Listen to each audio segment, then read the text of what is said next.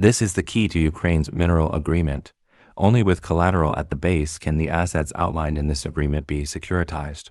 And once securitized, they can be sold to the world. Even if Europe is unwilling to foot the bill, as long as the financial market certifies it, it can be traded, creating room for a market-driven solution.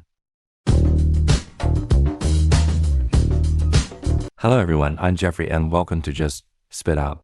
Today I want to talk about who will foot the bill for Ukraine and the unexpected outcome. When the Russia-Ukraine conflict broke out, the US and Europe froze Russia's foreign exchange reserves and other financial assets, amounting to around $300 billion with an estimated $350 billion now, including the returns over the past 3 years. Now that America has lost the proxy war and is looking for peace, will this money be returned to Russia? From Russia's standpoint, since they didn't lose the war on the battlefield, there's no reason to pay reparations. Moreover, Russia has stated that unless the negotiation terms satisfy them, the fighting will continue until they are satisfied.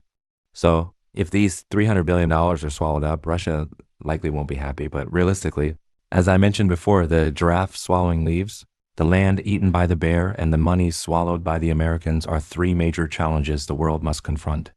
According to Trump's approach, it might be difficult to get this money back. However, since Trump is a business genius, he aims to take this money while getting all parties to accept it. I've already drafted a preliminary plan for Trump. I'm not sure if this is also how Americans think. Trump actually doesn't care whether Ukraine has $500 billion in assets, or whether Ukraine's assets are worth $500 billion. If America says they have it, then they have it. If America says they're worth that, then they're worth that. Trump's goal is simple: to value Ukraine, and then use that valuation to create an agreement. With that, Trump now has a contract worth $500 billion. Businessmen know that such a contract can already be used as collateral for a loan. But Trump isn't looking for a mortgage loan. He wants to sell this deal to Europe. Europe will surely say they don't have the money. Trump will reply that it doesn't matter after all. Europe has $210 billion of frozen Russian assets, right? Now, I have a contract worth $500 billion, 70% of which, or $350 billion, is my cost. This will be compensated to Europe as a form of return, the $210 billion from Russia. I'll just take it. Adding in the nearly $90 billion frozen by the US and the returns over the past 3 years, this will be treated as compensation to the US this way. The US and Europe settle up. In the end, Europe will get 70% of Ukraine's equity. In this way, Europe has a reason to take on Ukraine's responsibility: security, reconstruction, and future resource exploitation.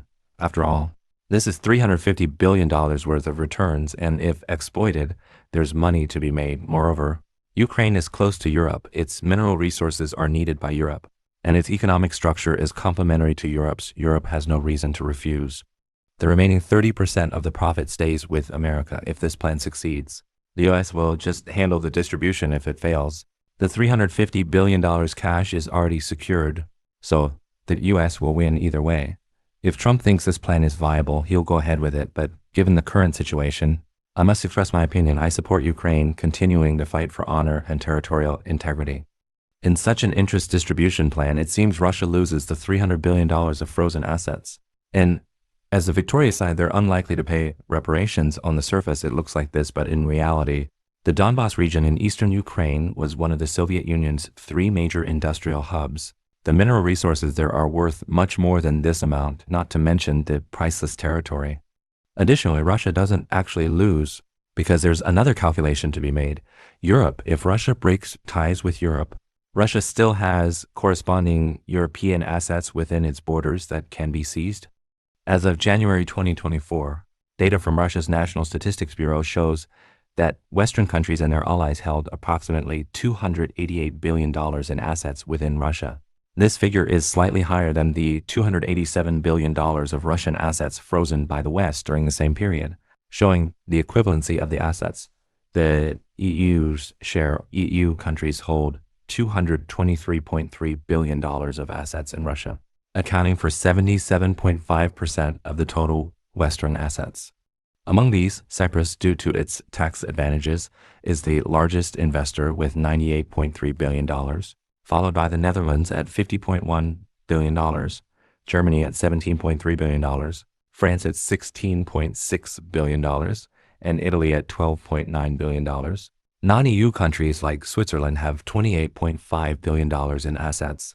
The UK has $18.9 billion, the US has $9.6 billion, and Japan and Canada have $4.6 billion and $2.9 billion respectively. From this, we can see that the US has less than $10 billion in assets in Russia.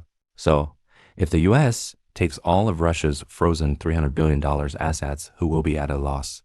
Certainly not the US. So, what pressure does the US face and why can't it do this? In the end, it's nothing more than a swap of assets between Russia and Europe, but once the equivalent cash is taken by the US, a $350 billion agreement is used to compensate Europe. This deal will be settled. And Russia's money will not be returned, but they won't lose either. This is the essence of Ukraine's mineral agreement. Only with underlying collateral can this agreement's assets be securitized. Once securitized, they can be sold globally, even if Europe is unwilling to foot the bill, as long as the financial market certifies it. It can be traded, creating market-driven space. Americans are adept at doing this, packaging any security as long as there's underlying assets, so this is not an issue. In the end, Europe can rest easy and Ukraine doesn't need to worry about the cost of 10 generations. Does Ukraine have $500 billion worth of mineral resources? They probably don't even know themselves. This might just be a pie the US is drawing. Ukraine just needs to half-heartedly let the market believe it. In the end, this deal will be bought by the world's investors. Even if they don't buy it, Japan will have to. Appreciate your listening. Love you guys. I'm Jeffrey. This is Just Spit Out. Hit the subscription for more observations. I will see you next time.